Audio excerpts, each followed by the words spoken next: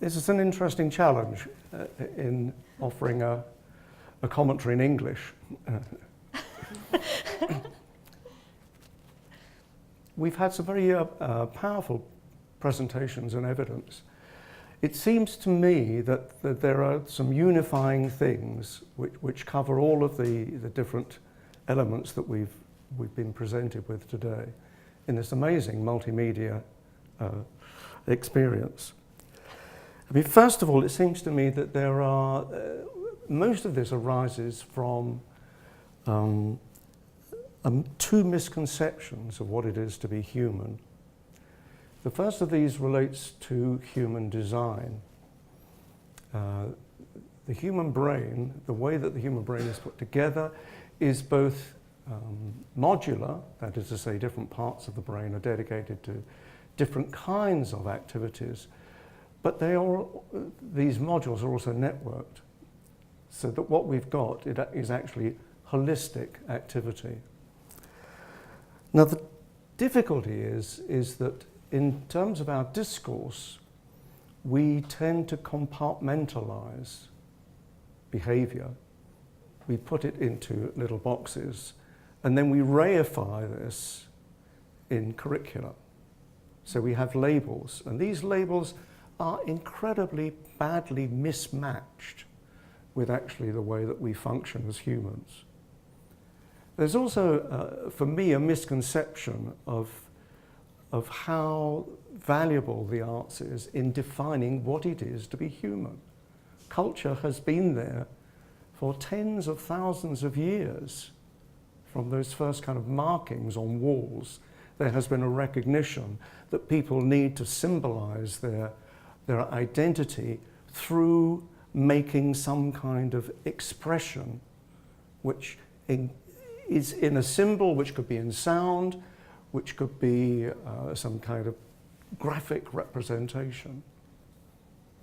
So these two misconceptions of what it is to be human feed into a kind of misconceptualization then of what the arts are and therefore what their value is. And I think unless we sort out the discourse, then we're constantly going to have this problem of making an argument for the arts as against something else. It's absolutely nonsensical. The evidence that we're getting, some of which you heard today in the PISA data, is that if you engage in so-called artistic activity, there are other than artistic benefits. We know that these benefits are physical, to do with lifelong health, mental health and physical health. We know that these also relate to psychological health, to people's emotional development and stability, to their emotional identity, to who they see themselves, how they feel themselves empowered, to cognitive function. We've had maths and science, but there's an enormous body of evidence beginning to emerge about the impact of the arts on literacy. Now this is crucial in a world where we've got over 700 million children that are classified as illiterate, the majority of which are female. And other data we have is that there is a clear functional relationship between the education of women within a society and the economic health of that society. That is to say, it's a direct line, all right? It's almost perfect correlation.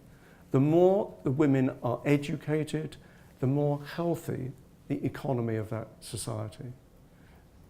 And if the majority of women in the world, or rather a significant minority of women in the world, are not literate, this will have an impact on their children, and so on and so on and so on.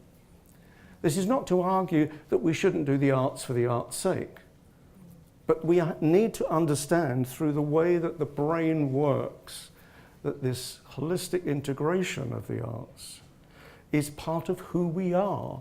We shouldn't be arguing for the arts against mathematics, or how we can do the arts somehow in some corner of the curriculum, whether it's at higher education or for teacher education or in an elementary school.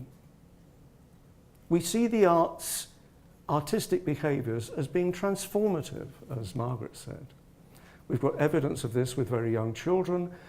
We've got it pre-birth in terms of the development of the fetus and the way that they enter the world. Pre-birth, we see artistic impact. We see it in adults that have had difficulties in society.